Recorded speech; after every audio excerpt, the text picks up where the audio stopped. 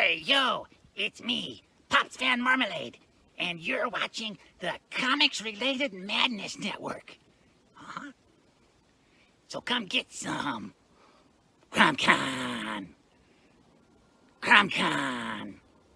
Hey, we want to shout out to our sponsors, Daytona Beach Comic Con. If you are a fan of comic books, if you're a fan of comic book conventions, and if you like meeting comic book creators and getting comics and comic-related stuff, then you need to make your plans to attend Daytona Beach Comic Con. This year's show is September 9th and 10th. Silverline will be there, so you should make your plans to be there too. We'll see you there.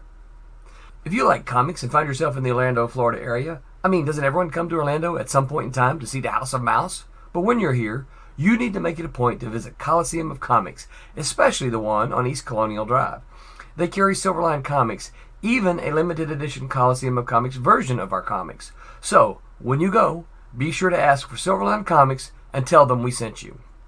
OCD stands for Orlando Collector Deviants. OCD, Steve and Trish, they're a family of geeks who promote geek things, particularly those around the Orlando, Florida area.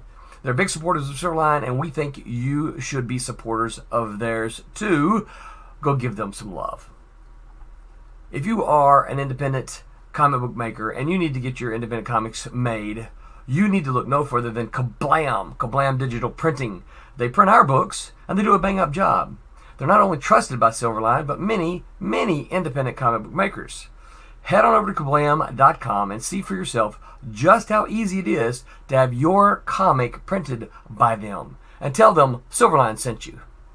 Hi, this is Tim TK, host of That Silverline Show on Tuesday. Join us at 11 p.m. Eastern, 8 p.m. Pacific every Tuesday night as we discuss pop culture and the joys of making comics. Hi, I'm Barb Kaalberg, co-host of Silverline's Wednesday Wham. Join us each Wednesday night as we discuss comics, literature, movies, and anything else that may catch our attention. I'm Roland Mann, and I host Silverline's Silver Sunday. Join me every Sunday at 8 p.m. Eastern as we make mine Silverline.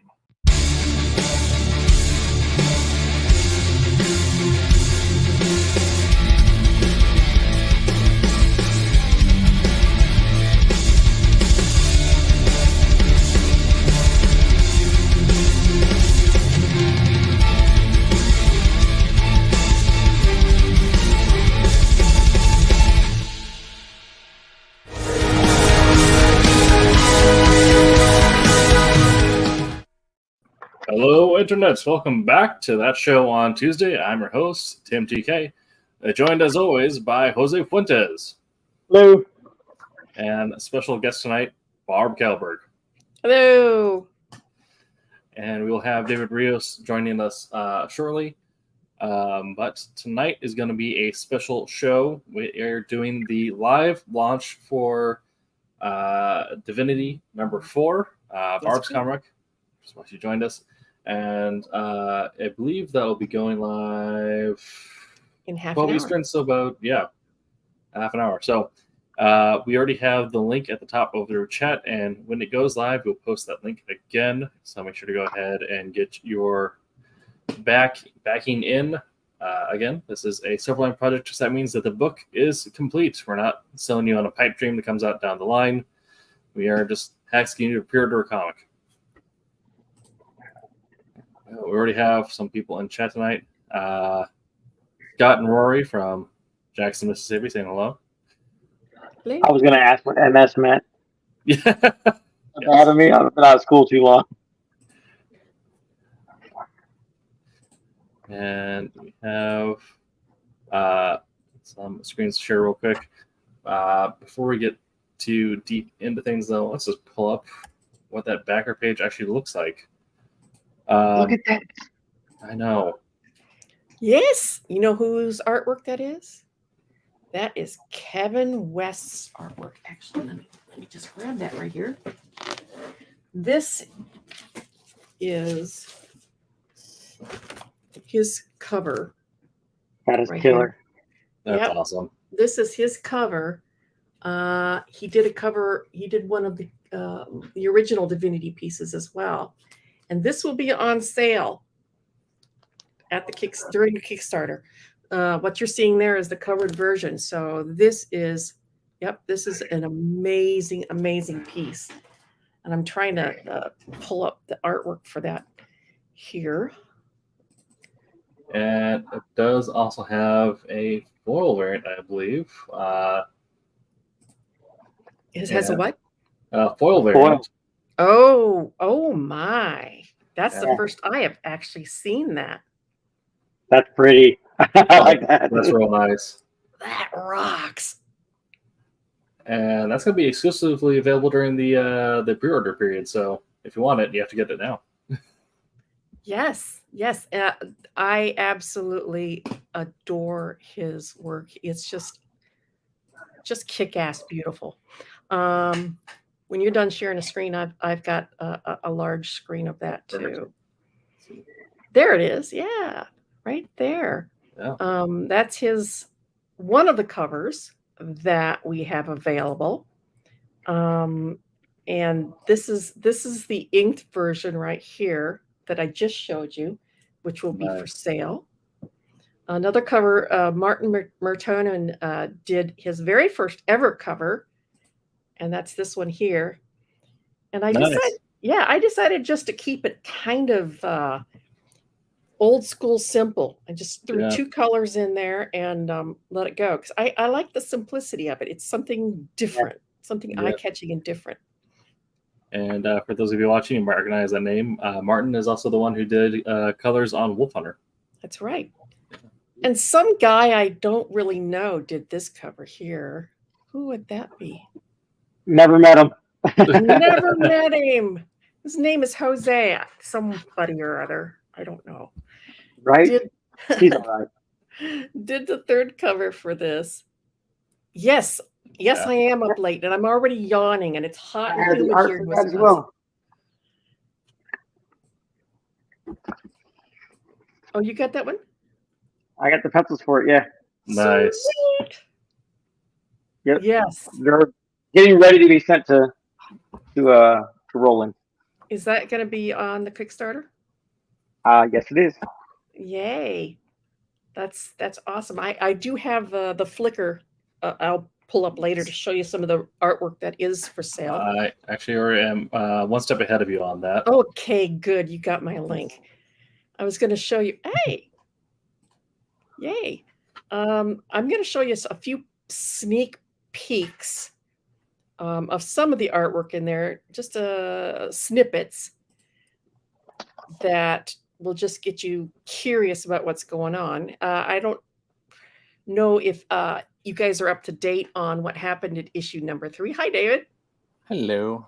But when we left our intrepid team in issue number 3, Vinny was in the hands of the bad guys, and Mr. Pinter is his name. He's a millionaire, and he snatched her, and he was supposed to test out her abilities for the mysterious Table of 5, which is an evil cabal that he works for. And so he had her heal him in issue number 3, and in issue number 4 now, she's not very happy with him, as you can see. And you'll have to read to find out exactly why she's so upset. And later on, obviously she's being held prisoner, and so later on, obviously we have a rescue mission. And here's the lovely Olivia Barnes, Corporal Olivia Barnes, that is one of 2 people who are taking care of Vinny. She's an ex-Marine who used to work with Zach. There's Zach, the older brother, who's 24. He's 13 years older than Vinny. And obviously he's on a mission here to save her. Our badass Olivia again. I colored this, by the way. I ink and color. So I'm late into the coloring game. So I just started coloring when I turned 60. Oh no! So that last panel you had up, I used that. That was one of a heavy reference for me for the cover I did. So I could make sure I got the arm, padding, arm, everything right. Yep. Well, so that's a Mossberg 500, by the way, just in case you wanted to know. So is that Mossberg 500 shotgun for anybody out there who wanted some reference. That's what I'm using for their shotguns.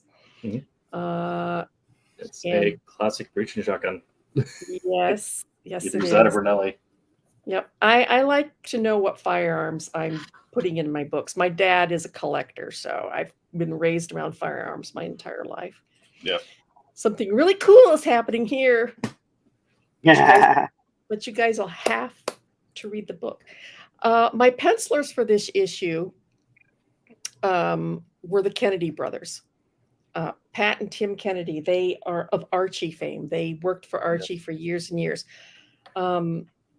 Unfortunately, Tim passed away during the penciling of this issue from that dreaded C word that started this whole mess, cancer. Mm.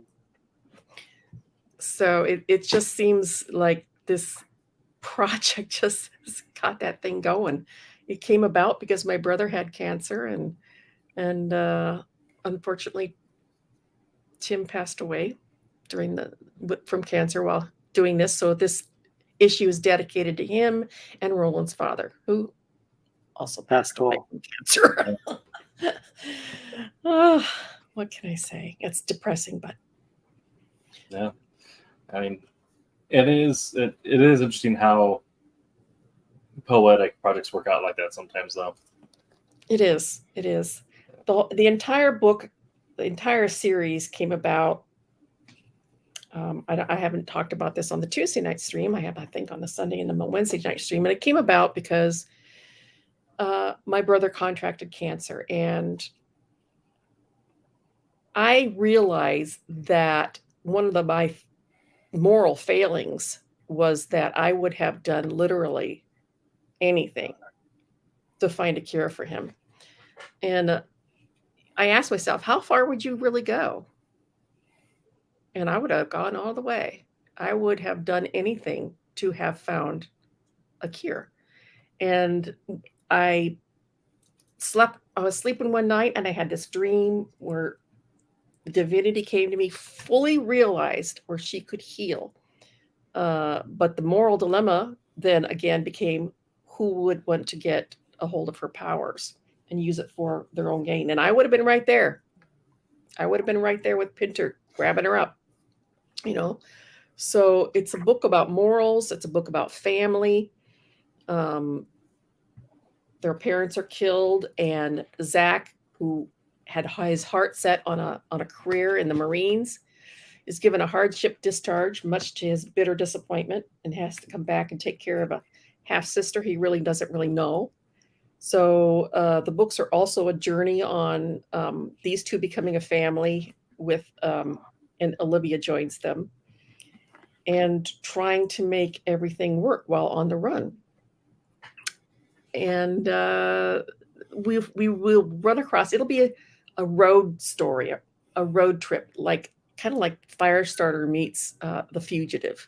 So they're going to be on the road, supernatural, like crossing the highways and trying to stay away from the bad guys and trying to figure out how to run their lives in the meantime.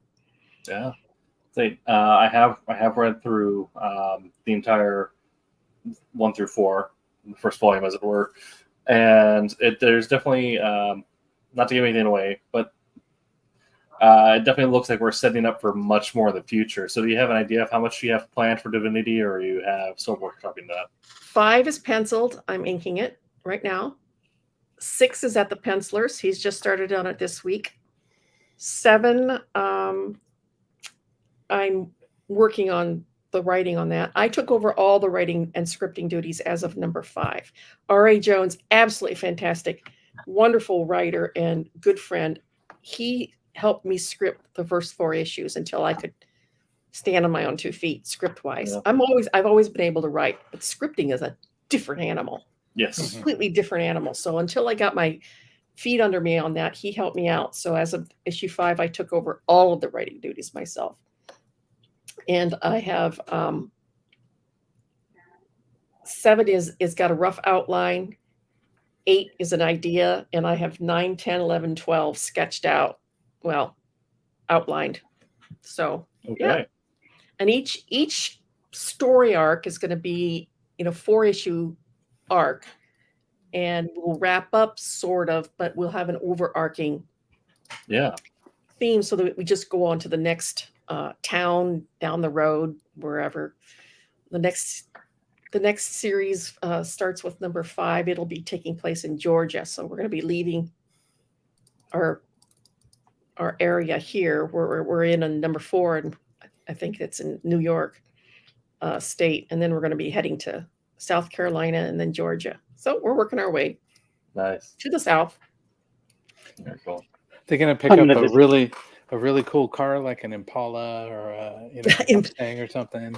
Well, you bring up a really, really good point, because you're going to see nothing that they're driving that isn't old. Nice. That's what I like. Because there's a reason for that. Because most cars nowadays are low jacked, at least. Mm-hmm. They have to have something you can't trace. So, and my brother was a classic car enthusiast. I was also raised around old classic cars my entire life. So I think the next thing the next thing I know you're going to see him is an old Chevrolet truck. And then we're going to go to a station wagon for a while. I did notice that in the 4th one. Yes. I did notice the truck stood out to me very much so. 1957. I'm not positive. I would have to look back and see it. But yeah, they're going to stick to the old stuff, so they can't be tracked. I feel like that also just adds to the allure of a road trip story, is the car fetish of it all. Definitely. You got some art to show us there?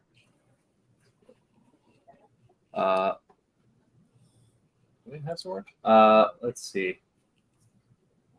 Because I can also share it if you want. On the Flickr, all the art for sale. Oh, yes. Okay. We do have that.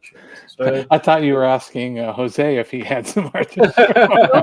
No, we're going to show the art available for sale. Yes.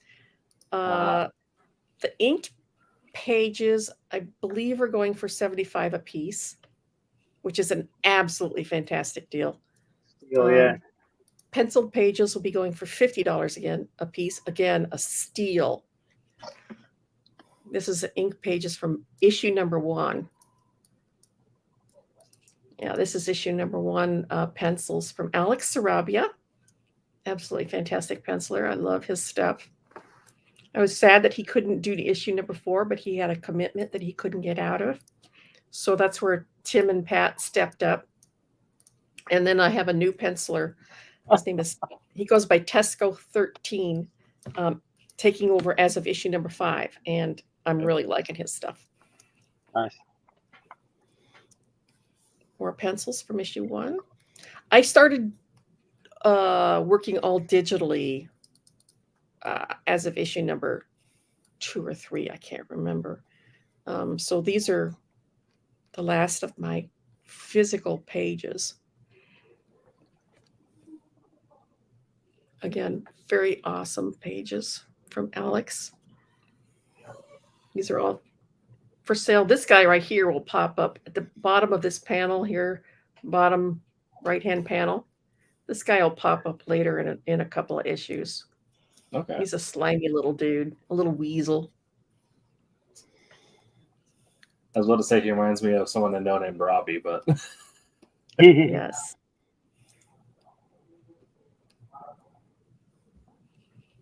We have Zach in the middle there. And oh, yeah, big fight scene, issue 1. Where the thugs attack in the bar. I love anytime you can get someone's face as part of an impact. Just smashing them around. Always looks great. This was a lot of fun to work with. It was the first time. Well, I did not color issue number 1, although I'm recoloring issue 1 for the trade paperback. Issue number 1 was colored real old style with markers. Steve Matson of the Boris the Bear fame, he and his daughter colored that. But I took over the coloring duties as of issue number 2, and just to make it consistent, I'll go back and recolor issue number 1 for the trade paperback. That's fair. I didn't start coloring until after I turned 60. I already told you that. And that was 5 years ago. So I'd never done digital artwork in my life. Mm-hmm. But, age brings its issues and with eyes and hands. And I switched to digital, and it has been absolutely fantastic. I love it. And so I figured if I'm going to start inking digitally, I wanted to learn to color. I'd never done it before. Right. I'm having a blast. I know. I mean, if you get to the point where take over illustration, you can just turn this into a one Barb show. No, that's never going to happen. I'm always going to subcontract my pencils out, and I pay my penciler myself out of my show proceeds. I do a lot of shows. Nice. Because if it were up to me to pencil, you would never see the book, because I'd pencil one panel and then I'd erase it and redo it, and then I'd erase it and redo it, and that would just be the whole thing. On and on. Erasing's easy when it's digital. Yeah, I'm never happy with my own pencils. I can always find fault with it. So it's so much easier and faster to take the pencils and then make my mark with the inks and stuff like that. Everything's already laid out. Right. I'm horrendously slow penciler, fast inker, fast colorist, turtle snail penciler. So. I mean, that's still something. Yeah. That's Rick Hoberg, the legendary Rick Hoberg pencils and my inks. Nice illustration there of Zach. I believe this one is 100, I think. Okay. I believe, or maybe it was 100. Yeah. Okay. I can't remember. Who's the pencil? Pencils. That tracks, yeah. Those are somebody's. Yeah. Yeah, anybody like Jose's pencils out there, you guys can get his original pencils during this this crowdfunder. Sorry, I said the good word. Yeah. we didn't hear it. It's okay. Fund my comics. Yeah. Right. It is. It's running into the same issue as Twitter is now, where you turn your name into such a colloquial thing that when you get rid of that, Now you're right. Yeah. Now Yes. then it becomes the verb. Yeah. It's really this is a lovely color from or cover from Dean Zachary and myself. Dean just does such gorgeous covers. This is also available. I think it's 150 for this one. Yes, 150 for this one. But his stuff is just so kick-ass. It is. Yeah. Yeah. And what this means is that if anyone's collecting the Dean Zachary covers for Wolf Hunter, they also need to get this cover for Divinity so you can, get the full collection from Silverline. That's right. Right. And vice versa, right, Tim? Yeah, of course, yeah. I know. This one's also 150. This is Ken Hooper. I don't know if you guys remember Ken from the 90s. He used to do Aquaman. We did a bunch of issues of Primal Force together. He didn't finish a series, but I did. I worked on every issue of Primal Force for DC. We worked on Elf Quest together. We've done a lot of work together. Mm-hmm. I remember So, Quest. Yep. We worked for Warp Graphics. So he's another friend who was very gracious about getting a cover done for me. And he likes his gray washes too. So this is a beautiful. I didn't ink this. This is all Ken's beautiful work. His stuff is just gorgeous.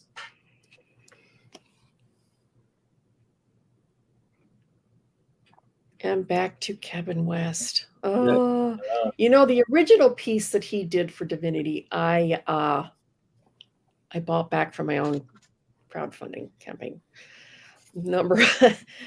Divinity #1. I couldn't part with it. I couldn't part with that or the Mel Ruby piece, and I bought them back from my own crowdfunding. Nice.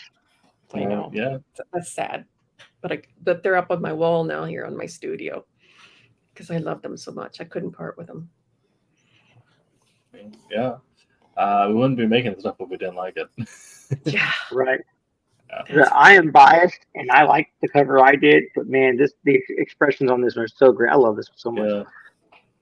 Well, Kevin's a legend. Mhm. Gravy. That's awesome. Yeah. Now, anytime you get this kind of whooshing visual effect on there, I'm sold. Absolutely. And it looks so cool, like with the inks and the way the colors are, and the way they did the chrome, the metal for it on the cover. Yes. Gosh, it looks so good. It makes it pop out so much more. That one's going on my wall. I also have my favorite covers on my wall above me here. I have original artwork above me here on my studio walls, and I also have my favorite comic book covers, which include Cat and Mouse #1, which is Dean Zachary and myself, and Divinity #2 with the Jeff Johnson cover. Oh, that's such a gorgeous piece. And that one's gonna end up on my wall of fame here too. That's cool. We're about 4 minutes away from our launch, which is great. I think it's actually at 59. Oh, is it? I think so. I'll double check. I have it keep on refreshing on there, but it says it starts at 11:59 Eastern. Okay. 9:59 here. 8:59 I thought he was going to flip the switch early, but we shall see. We shall see. We'll keep it. We might get it early. We'll see. But yes, as with every other Kickstarter or funding, pre-order campaign. I'm not the only one. Yes, this is also an opportunity for people to get back issues. So, if someone wanted to jump in and collect all of the first volume of Divinity, if they haven't been found so far, which you should. It's a very good story. Can you give us kind of like the elevator pitch, Barb? The elevator pitch.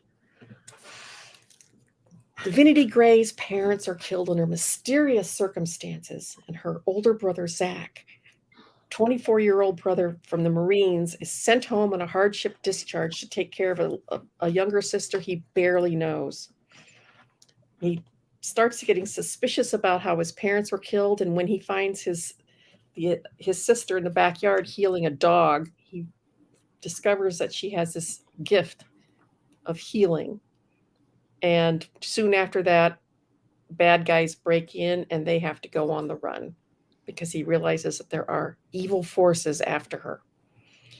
If you think about it, I mean, think about what people would say, oh, yeah, that'd be so cool. Being able to heal. Really? Would it, though? Would it be that cool?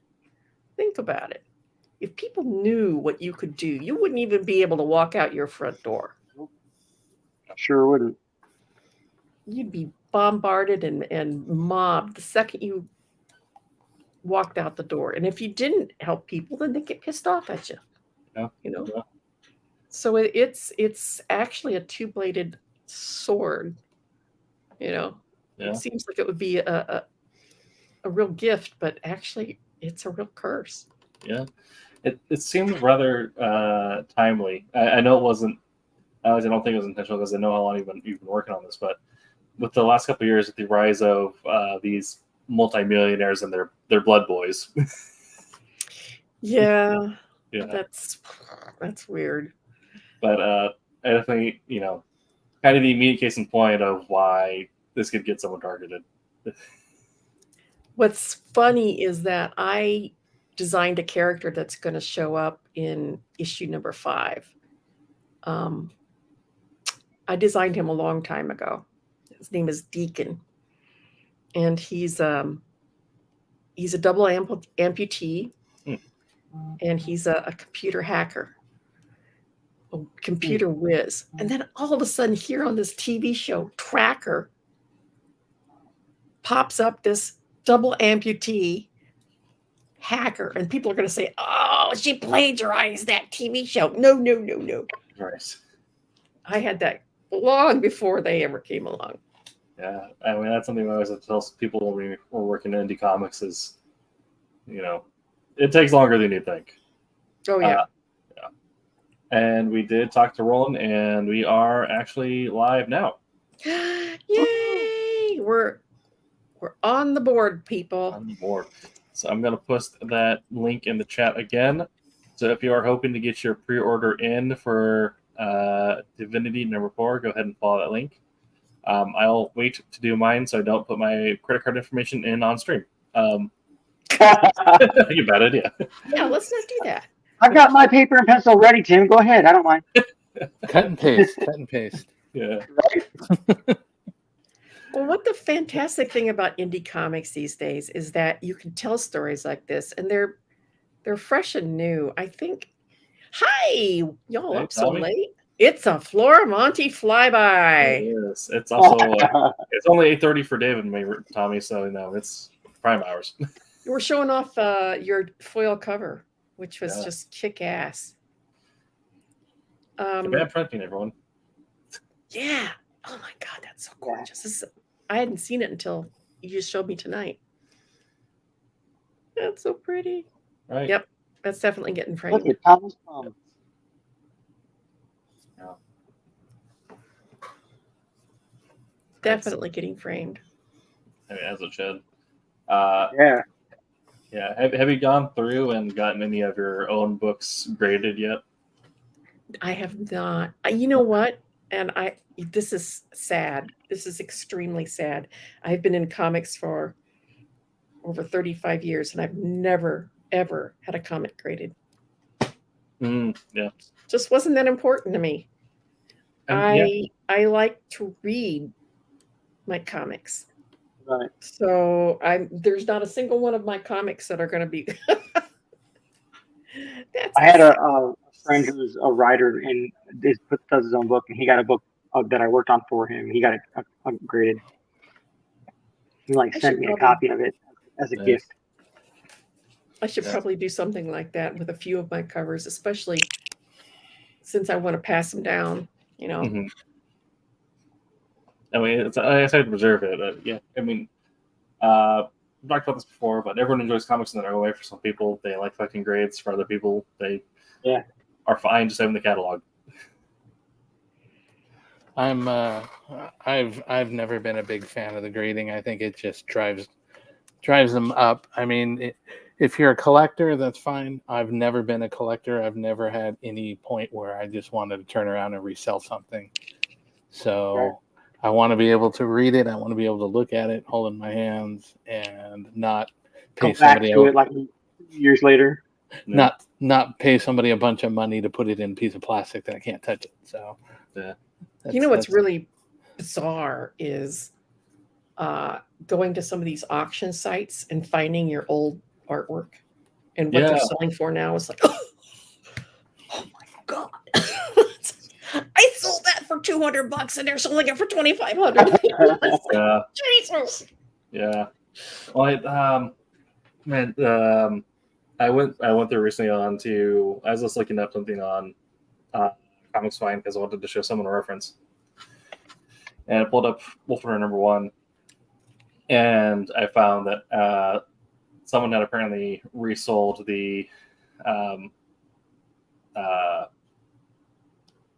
cover that Steve did for the Kickstarter. Had resold it for over $100. I'm like, this was something that I sold for $5 at the table. Doesn't that just blow your mind? Yeah. Like if I would have just hung on to that for a few more years. Mm-hmm. I keep telling that to my friends. If you buy any of my books, just hold on to it forever, because then your grandkids might make money off it. Yeah. I remember selling a She-Hulk splash page at San Diego Comic-Con back in the 90s for $400, and I thought that was just about it. That, oh my God, $400 for one sheet, one page. Now I look at that and I'm like, I gave that sucker away. Yeah, well, I was reading some of the article about some of the signatures that Jim Lee is getting paid to do. That's big money. That's big money. Big money. So great for him. It's just wow. I'm amazed. Well, and the other thing is that I have a problem, and I realize that the reason behind this, but I have a problem with people charging for their autographs. Yeah. And I realize that that's because people will get famous people to sign their autographs, and then they'll turn right around and sell it, right? And the artists get angry that they're making money off of their autographed items. On the flip side of that, it doesn't cost me a cent to scribble my name on something. And 90% of the time, the stuff that I'm signing is personal to somebody. They're not going to turn around and sell it. The 10% that are selling them, well, I'm just grateful to have fans who are willing to ask me for an autograph. I mean, these are people who have the entire 90s when I was doing comics full time. They were the ones putting a roof over my children's heads and putting food on my table. So I was very happy to just do an autograph, Yeah. And I even had a guy at a show that tracked me down after the show was done. He didn't get around to my table in time, and I was getting ready to take off, and he found me out in the parking lot. And he goes, "I didn't get a chance to see you. Would you sign some comics?" And I'm like, "Yeah, sure." He had an entire long box of my books. And they weren't multiples of they were just all the titles that I'd done. I've done a lot of titles. And we stood out there in the parking lot. He put that box on the trunk of my car, and I signed every single one of them. Wow. But it's a small price to pay, as far as I'm concerned. I mean, I definitely feel like you made his night. Oh well. Well, people we're looking for our first funder. Yes. Who's going to be first? Run through and show off all of the artwork tiers here now.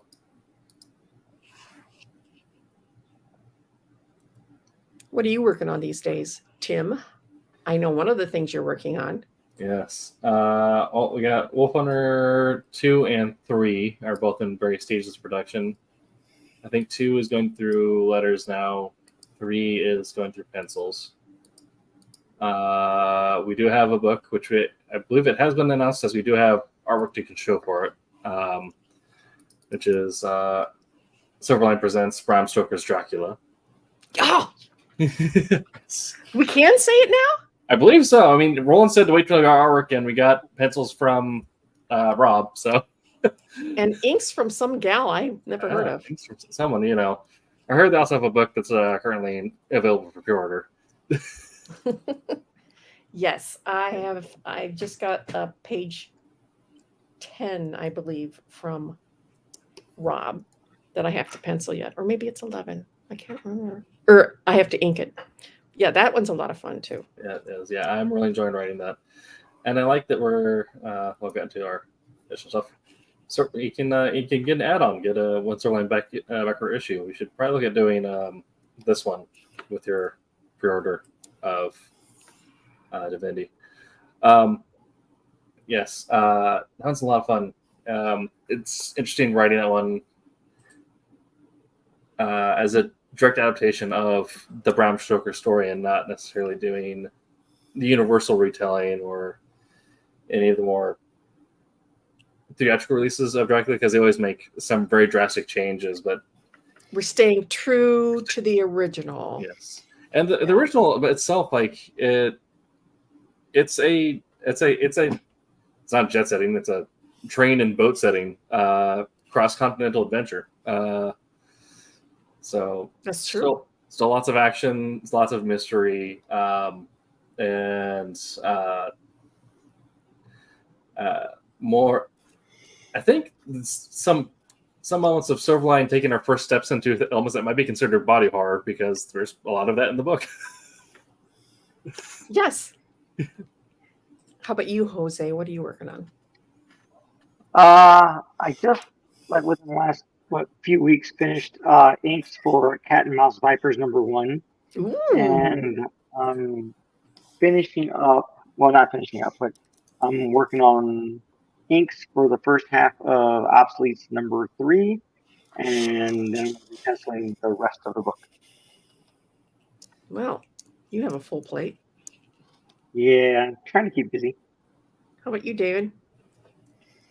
I'm currently trying to finish up Demon Tales, and then I have Silver Storm next in line to work on. Cool. I am working on, obviously, Divinity, and I'm working on Dracula, and I'm also trying to keep the books. Yes. So yes, that's always a fun job. So I'm always yelling at Roland, "Where's this invoice? Send it to me now." Right. I need receipts. Yes. Yeah. Receipts. That's right. So that keeps me pretty busy, along with my grandkids and travel. We do a lot of shows. We travel back to Iowa to see my father, who's 87 and We're still at on the Iowa. farm. Where in Iowa? Yeah. Little town called West Liberty, Iowa, between Muscatine and Iowa City. Okay. My father's I used to live in Hastings. okay. Yeah, my dad's 87. He still lives on the farm, and he still putters around. So we go down once a month to do the stuff that he isn't capable of doing. Yeah. So between that and my shows, I try to do all the local shows.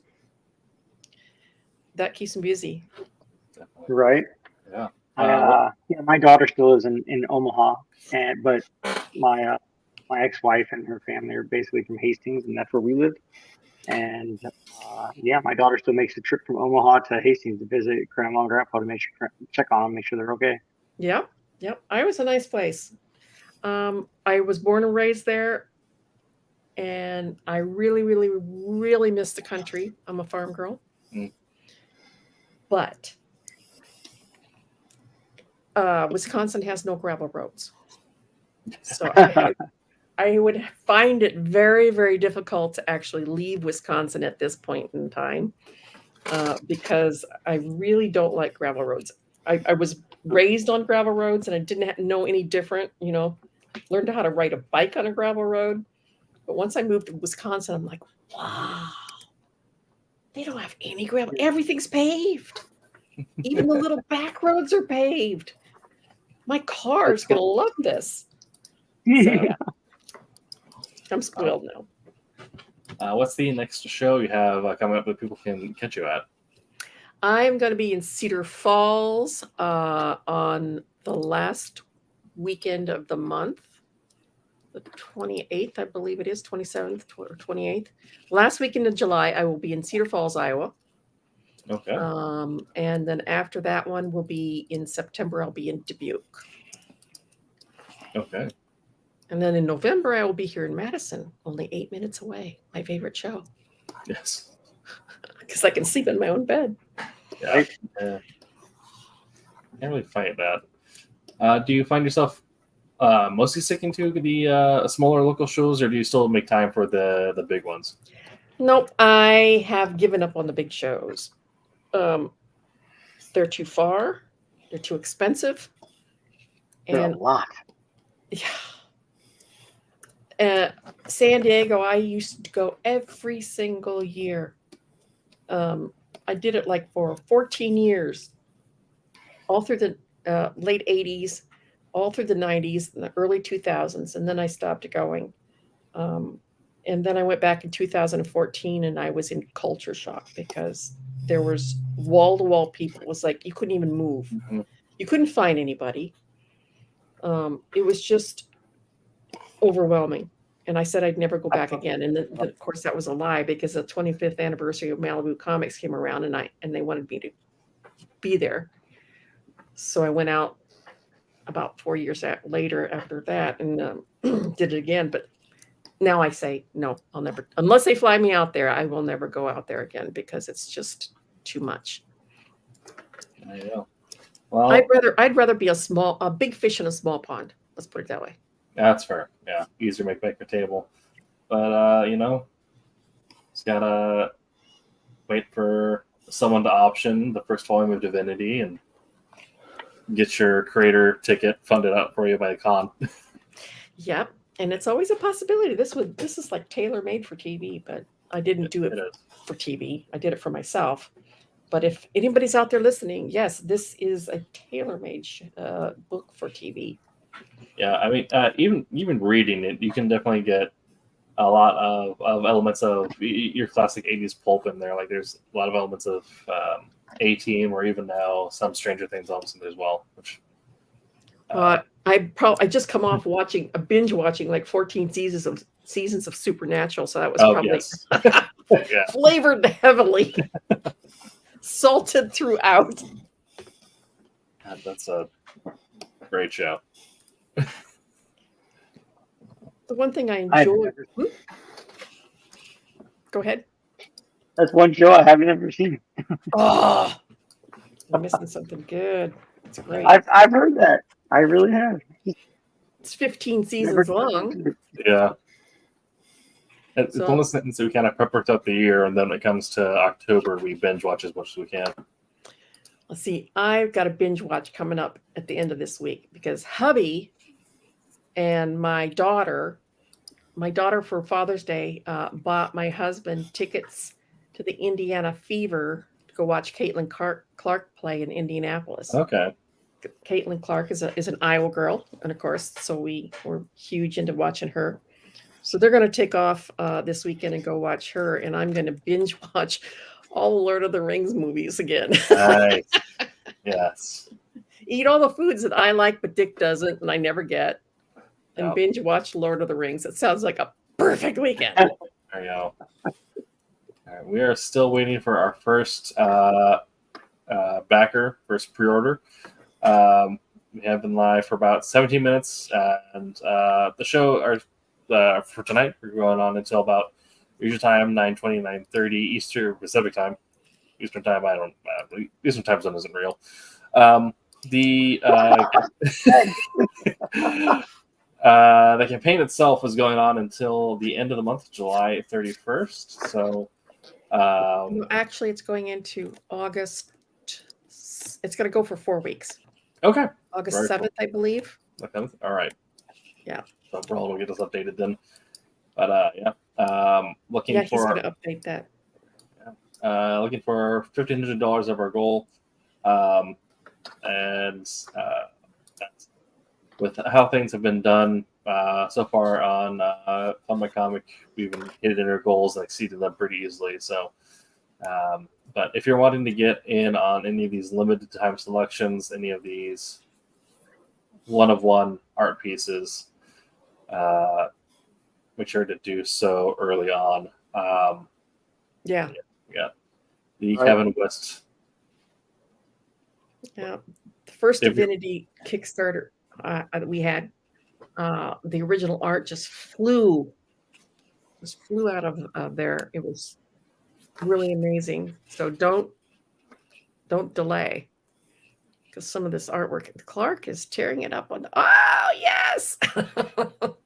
Oh yeah, Caitlin Clark. She's our gal. Yeah. This is the one thing I do love about indie comics, is that your stories can be very personal to you. You're not constrained by corporate bean counters saying, oh, no, I don't think this is something that would fly to our audiences.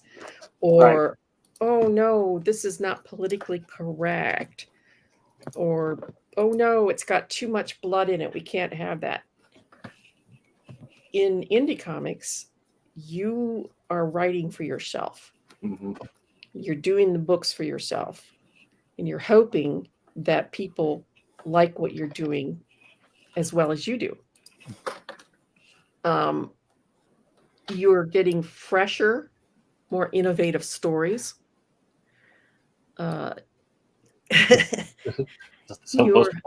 Yes, You're getting stories and books that push the envelope that you would never see in the big two, because they're too afraid of upsetting the apple cart, so to Yep. speak. Especially Disney. So I honestly think that indie comics are the wave of the future for the comics industry. I don't think the comics industry, as it was 10 years ago, would survive.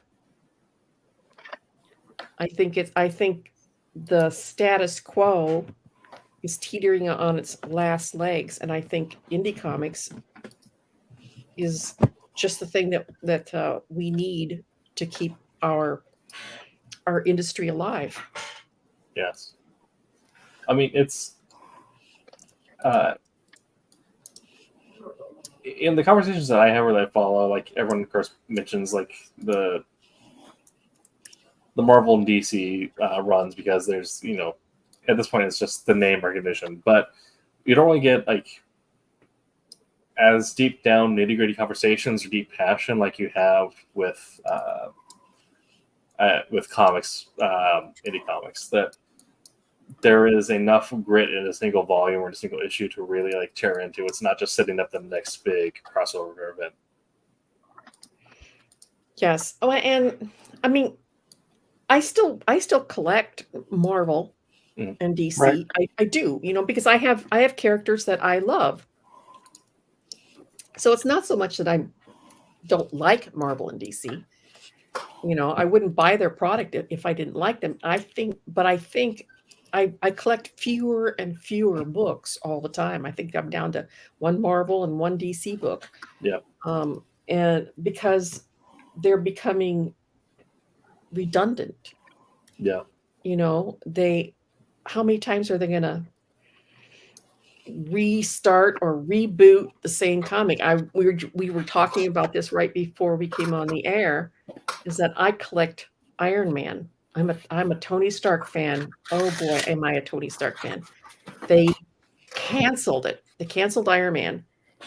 And I'm like, wow, how can they do that? But then you realize that they'll give it 6 months and they'll just reboot it. It's so different format and different story and different whatever, and that's so overdone and so tired that I don't know if I'll pick it up again. Yeah. When they reboot it, I'm done. That's about the same for me. I've just been following X-Men and the Green Lantern, but not going into the different side series unless they get collected into the hardcover. Mm-hmm. But like I do not have the funds nor the time to find the 8 different X titles that come out each month. Oh God, no! On the bazillion crossovers. Mm-hmm. No, I've been really, really enjoying indies. I just got in on the Kickstarter that just ended, it was Kickstarter that just ended. We had the gal on a couple weeks ago, Path of the Pale Rider. Mm-hmm. I just bought into that one because I had her on as a guest, and she convinced me just within the first few minutes that I needed to have that book. And so I kicked in on that one. Nice. Yeah.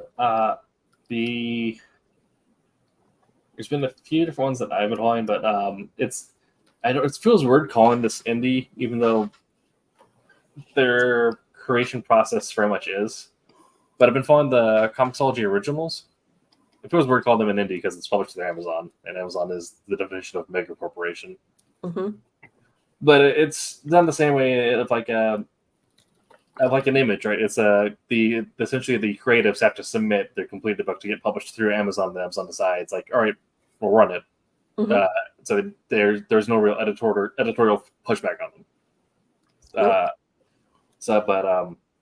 I feel that I mentioned before they're like Clear, which is like quintessential dystopian cyberpunk noir, like a lot.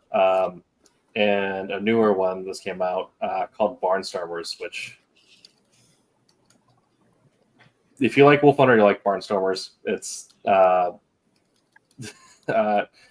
murder mystery following prop plane pilots. Well, there you go. That's different. Yeah. That's certainly different. The one thing I really love about Silverline, and I've been with Silverline since this iteration of Silverline 3.0, Hey, since the very first day. Yay! We're on the board. Thank you, whoever did that. What I really like about this is that we haven't pigeonholed ourselves. Mm-hmm. You know, we have such a wide variety of genres and book types and looks, you know, on our books. Everything from Be, which is a children's book, all the way up to, well, Dracula and Divinity and Trumps. I love Trumps. That is such a great complex story. I like Wolf Hunter. You mean this? Yeah. Yeah. Yes. I wore it specifically for today. Yeah, here, you want to zoom back in again? Yes. There we go. Trumps. Oh. There we go. Which, if you have not bought Silverline merch before, it's pretty comfy. Right. Speaking of someone who's gotten a shirt at a convention and then immediately had to wash it like 5 times. I just have to say that Quentin just knocked it out of the park on this. Yeah, he did. Before I even saw the color added, when I saw him he was working on that one. The pencil sketch for it. He hadn't even inked it yet. I was sold, and I was waiting for it to come out, and then it just got better and better. So kick-ass cover. That is one of my favorite covers that we've done at Silverline.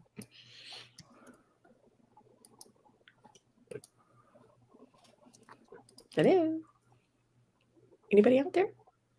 Oh, I can hear you. Here. I just had a pop-up that I had to get rid of.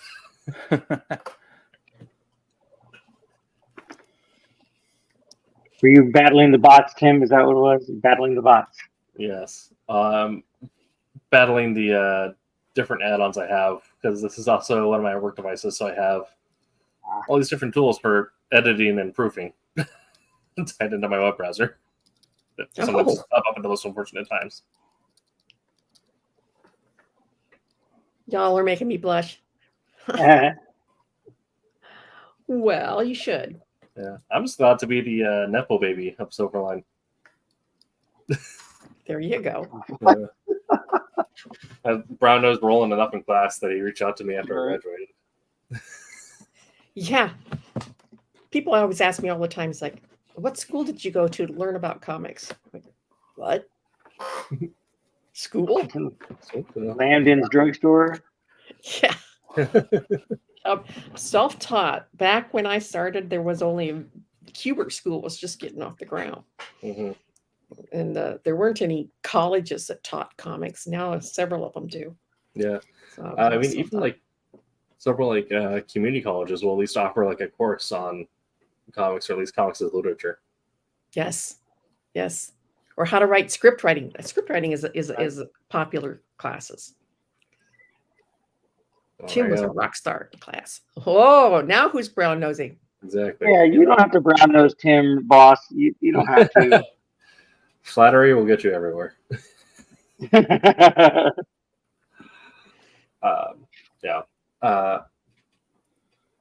I mean, whenever I get a question like that, either like on the Tuesday show or like on my Twitch stream, even as someone who has a college degree in creative writing, my answer is always YouTube. Yeah. Yeah. Like, YouTube is the best step. I just want to put that out there. Yeah. The best. I got my degree so then I could get my day job in corporate marketing, so I can make sure my bills are getting paid, because comics do not pay the bills.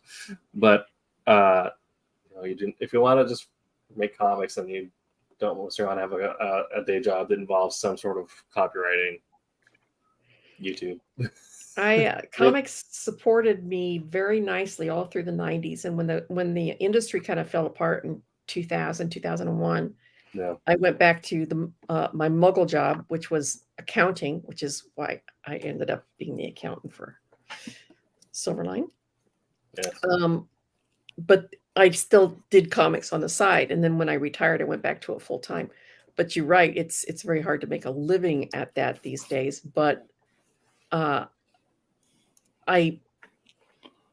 really self-taught on almost everything that I've done in comics, even coloring. I went to the University of YouTube for my coloring.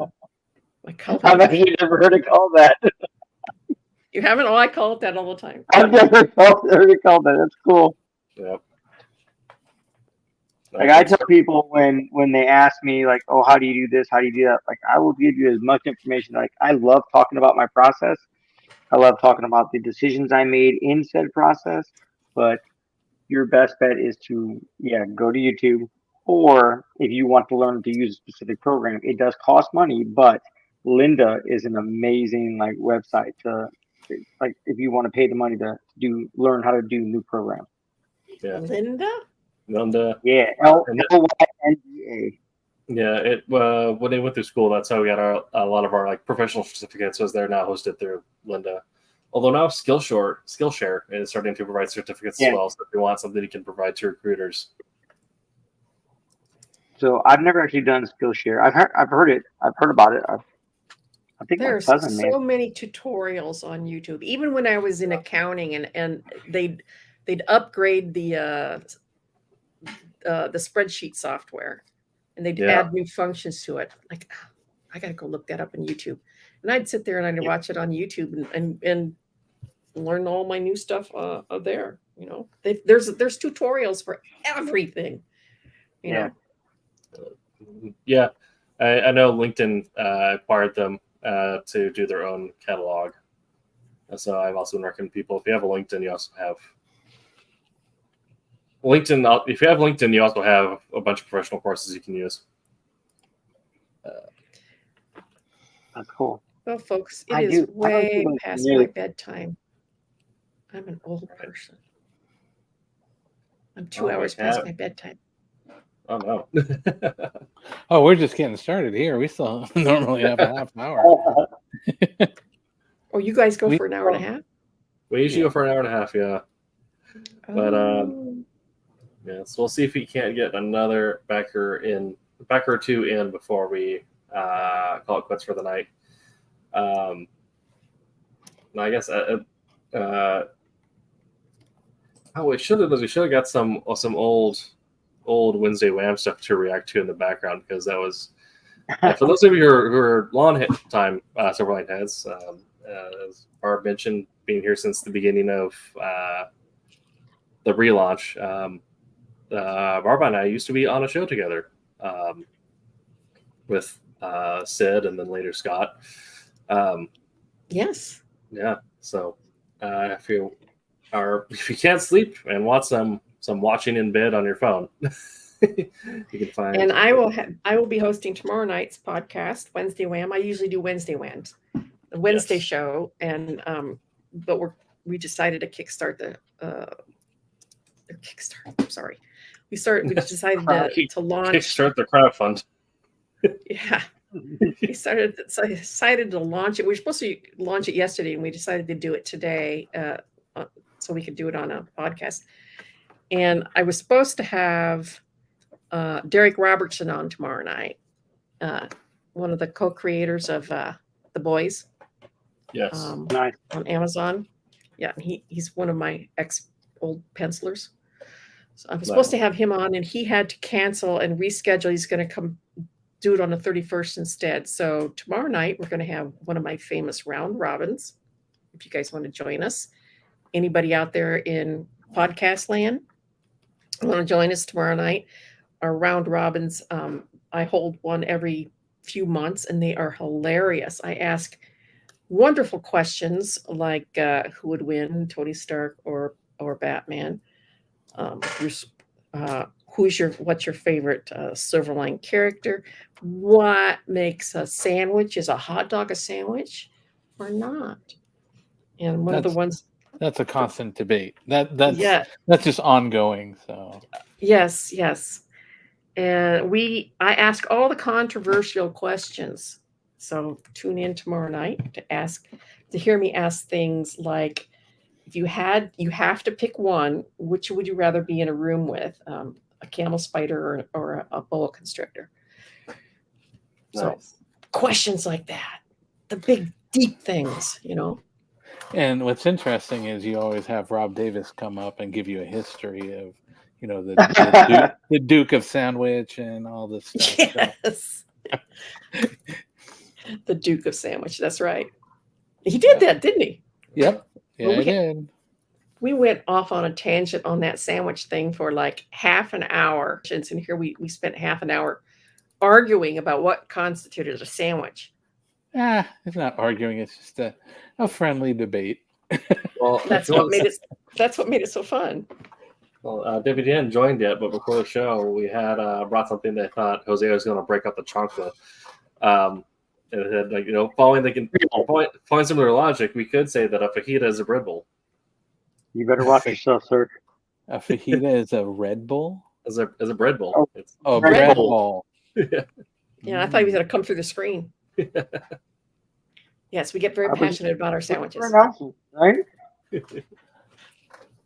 Or is that more a chalupa or a torta? You know what chalupa is? Chalupa is a boat. Yes. Don't put that out there. A torta is a hoagie. It's a hoagie.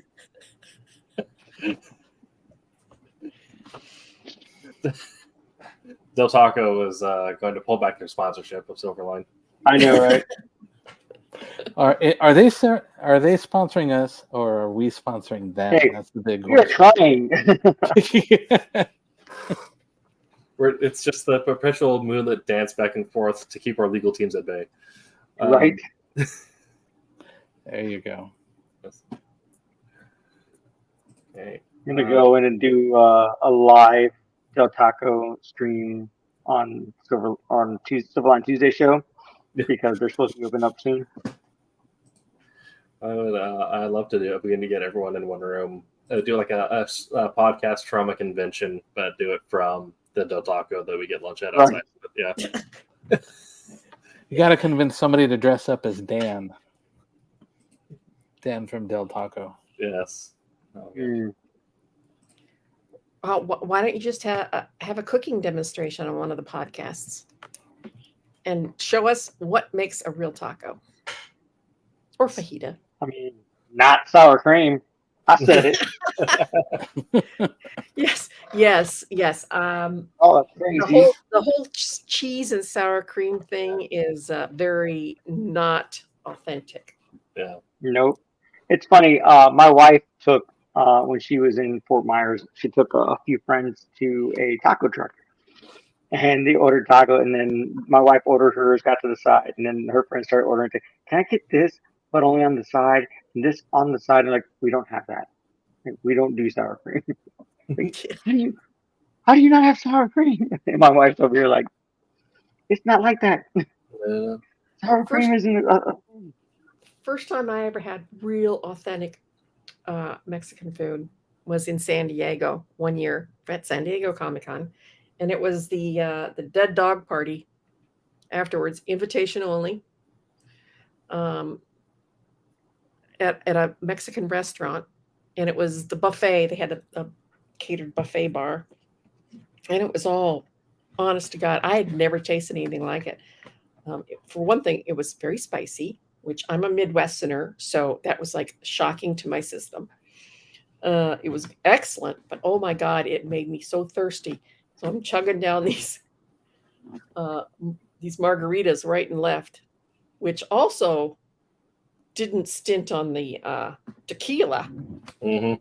And Yep. I don't really remember getting back to the hotel that night. I was still alive the next day though, so. But it was very, very good, but it was definitely eye-opening because there wasn't a slice of cheese in sight, nor was there any sour cream. Yep. It was this real spicy pork, or beef and a lot of beans and stuff like that. It was very, very good. I'll tell you. I remember. Go ahead, Dave. I'll tell you. I grew up around that, and yes, I'm a heathen. Sorry, Jose, but I do like cheese and sour cream on my Mexican Me too. food. I like cheese on my food. But my dad is from. He's originally from Durango, Mexico, Gomez Palacio. Born and raised there, and I had a lot of benefits growing up of being around, a lot of authentic food and I can say that some of the best tacos that I ever had were ones that were, the family members did on the big 55-gallon drum that's converted into a water cooler or the water heater drum that got turned into grill. Yeah, it's a grill, but it's it's just like a metal 55-gallon drum, and they're cooking carne asada and they're putting beer on the top of it, and it's burning the alcohol off, and just amazing. There's a lot of amazing stuff, and I've had a lot of things that were kind of a little bit off the wall. I have to say one thing that I did have was mashed potato tacos. I can see it. It was a lot better than I thought it would be. It was actually pretty good. So I've been lucky enough to taste a lot of authentic stuff, and right. my tias and tios. I have one that had done a food truck, so they made a lot of things, and they used to. I'm not sure if she still does, but make tamales and stuff like that as well. So big batches of tamales and stuff. So I've been lucky enough to have a lot of grown up in the environment, not just in the food, but in the sense of family. It's like, you show up in the morning, it's like you are not going anywhere until you eat, and everybody goes and brings everything out and cooks everything. And it's not like, well, let's just kind of warm something up. It's just, nope. It's the whole big thing. And I can say that I have thoroughly, enjoyed being a part of that. So, yeah, I know. To start food. Yeah, I know I look like a widow and all that. A white boy, but that, right? I love the fact that you said tia and tío correctly. Yeah. Well, super good. Ever since growing up, I've never been my son. I've been mijo. Yep. And all that. So yeah, I know. Definitely has always been a good thing. So. I was raised on a farm in Iowa, and my father's Swedish. Yeah. So growing up, for breakfast, we had Swedish thin pancakes, not fluffy. Mm-hmm. They're thin. And, I thought, well, this is, really authentic Swedish food, until I realized one day that they were just another word for French crepes. And almost every culture has them in some form or another. It's just milk, egg, flour, and a little sugar mixed together and thrown into a pan, and it's a crepe. Mm-hmm. But almost every culture has some form of that. To us, it was Swedish thin pancakes. Yeah. My house growing up was culturally bipolar. English was the third language I heard. It was primarily German, Old Irish, and then French.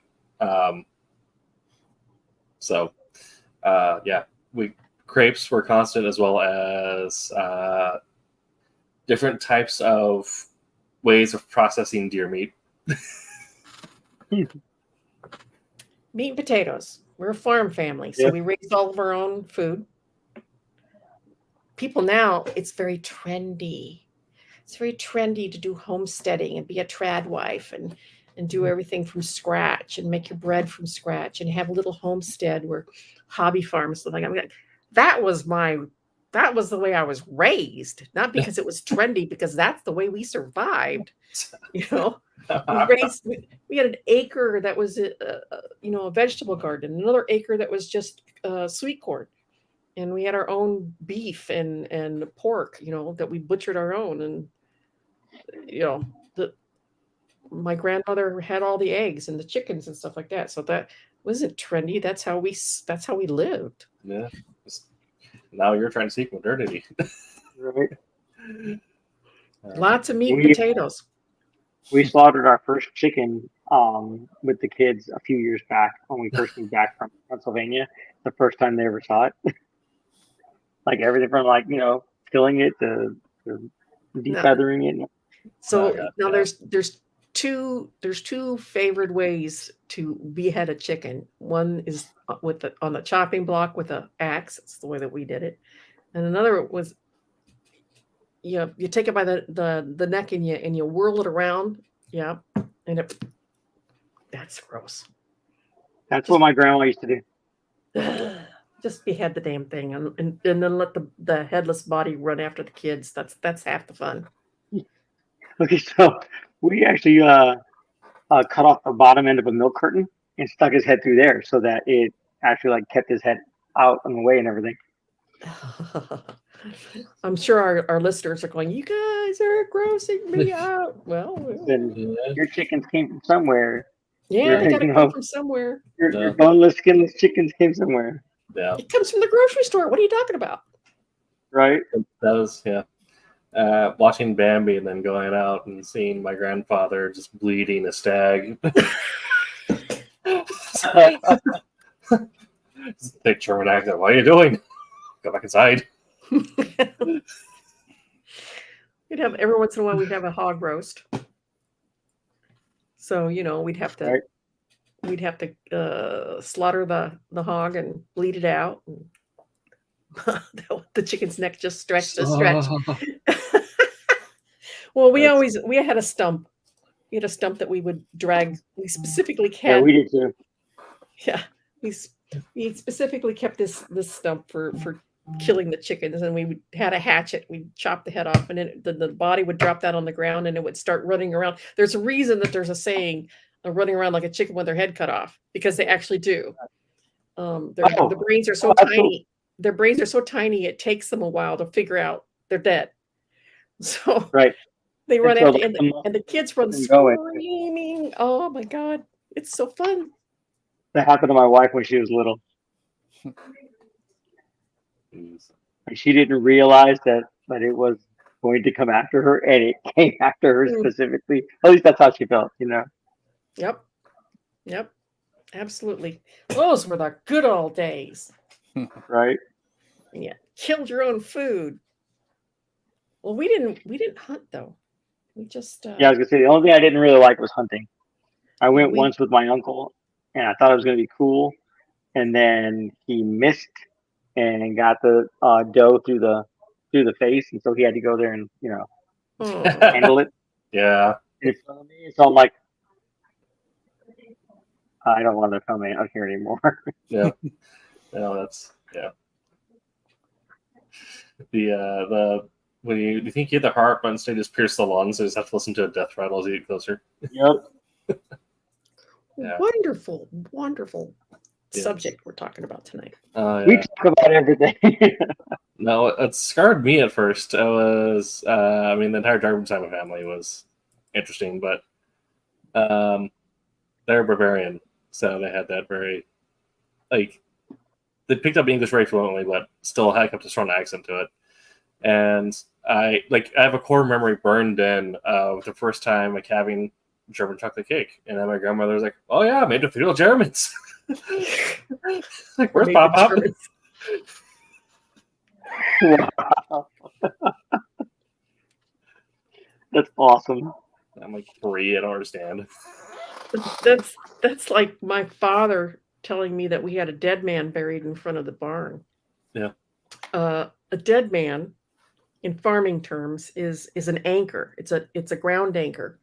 Oh, that is underneath a thin layer of dirt, and then way back when they would use it to run a rope from the hayloft down to the anchor and then out to the horses or the tractor or whatever like that, and they would haul stuff up into the hayloft by running it down through the ground anchor. Well, that ground anchor was called a dead man, and in our case, it was a disc blade with a circle of iron on top. It was buried real deep in the ground. But for so many years, I kept going, there's a dead man buried. I didn't figure out what it was until I was like a teenager, right? So I'd have my friends come over. I'm like, just to let you know, there's a dead man buried in front of the ground. right. Don't look. Don't look. Yeah. Well, it's kind of funny because you're talking about, you started with the chicken thing and all that. Just reminded me, I had a great grandmother from Kentucky, and there's stories of her and all that. But your transition to the dead man thing reminded me of something that just did not go very well. My great grandmother was one of the ones that she's very focused on everything, and she was so old school in her ways that when she would watch a movie with a star in it, she would be like commenting, oh, she can't be with him, she's married to this guy over here, because it's on another show and all this stuff. So she took a lot of things really literally. And one time she called to my house, and my mom's like, yeah, just tell her I dropped dead on the couch. She's tired, right? So I told my grandmother, my mom, she dropped dead on the couch. And literally, the phone went quiet. And I just hear, oh. She literally believed. And it took me like the next 20 minutes to get her out of that, because she literally believed that my mom had just dropped dead. You were all nonchalant about it. Like, oh, yeah, mom. Yeah, mom's dead. No, she dropped dead on the couch, and she literally took it at that. And, I had to get my mom on the phone. Such a mean grandson. Yeah, I guess. I didn't do anything like that anymore. That's a learning lesson, but it just reminded me of my little old great grandma from Kentucky. Yeah, Casey says do a live demonstration of cleaning the chickens. Well, you got to dip them in hot water first. Then you strip off all their feathers, and you set them on a plate, put a little rubbing alcohol on top of them, and set them on fire, and it singes all the pin feathers off. That's how you do it. So there you go. Speaking of or just go to the grocery store. Or just go to the grocery store. That's right. My grandparents lived through the Depression. They were Depression babies or adults, whatever. But so they ate everything, right? And they were always trying to sneak stuff to us, scribbling notes. They were always trying to sneak stuff on us to surprise us. What am I eating now? These are pickled pig's knuckles. What? Oh my God. How can you eat this crap? Well, if you're hungry enough, you'll eat anything. Yep. What's this slimy stuff? Okra. Oh, God, no. Not okra. Good. Well, my great grandmother also was a child of the Depression. So, she would like walk to the bank to deposit a nickel. Oh boy, yeah. Just that type of thing. But when my parents picked her up, and they picked her up in Kentucky and drove her out to California, where she lived the rest of her life out. She had chicken, and she would just take the chicken and, package it up and put it in her pocket. And pretty much most of the drive through would be her just picking off those pieces of chicken from her pocket. Okay. Given the conversation we've just been having, I really thought for a minute that she put a whole chicken in her pocket. No. How are you going to pick at the chicken? It's going to bite back. No. This was just cooked chicken that she just put in her pocket and ate pretty much all the way from Kentucky to California. I've Deb's. I've Go had ahead. bear. I've had deer. I've had alligator, rattlesnake, goose, smoked goose, really good. Pheasant. I've had pheasant. That's what I had most recently. My son-in-law had a bunch of them and gave us some pheasant meat. But you got to check it first because it's got buckshot in it. So When I worked in finance before I moved into marketing, one of the accounts I handled, the guy just walked in one day, handed me a giant tinfoil thing, and said, "That's bear burger if you want it. The thing is 50 pounds more than I expected." a what burger? Bear burger. A bear burger. Burger. Now, people like bison. I actually have never had bison, Yeah. but I think I've had it once. I've had smoked bear meat, which wasn't bad. Yeah. It's smoke it right, and it's okay. Mm-hmm. I am going to cut out, guys. That is fair. We're at 126 now. So that is our normal length, just about. We are doing one last check on the campaign. You still have that one pre-order. So again, this is going until August 7th. So if you want to go ahead and get your pre-orders in, you have until then to do so. And we also have a bunch of original art for sale with that as well. Some amazing pieces. They covered by Kevin West, which is absolutely phenomenal. So go ahead and do that. In the meantime, Barb, where can people follow you? They can follow me on Facebook, Instagram, Twitter, TikTok, LinkedIn. I have a link. I have a link tree. Okay. Link tree. Link, yeah, on all of my social media accounts that you can follow to a whole list of links on my link tree to take you to all my socials. And I am the only Barbara Kaalberg on the internet. If you do run across one other that possibly, that's my sister-in-law. She's really not on much, so I'm not hard to find. There you go. And make sure to check out Barb tomorrow night at 8 p.m. Eastern Time for the round robin. 8 p.m. Eastern. Yep, it'll be fun. Tune in. Yes. Drop by. The more people, the more fun it is. Exactly. And check out some of our Sunday 8 p.m. Eastern for whatever they're doing.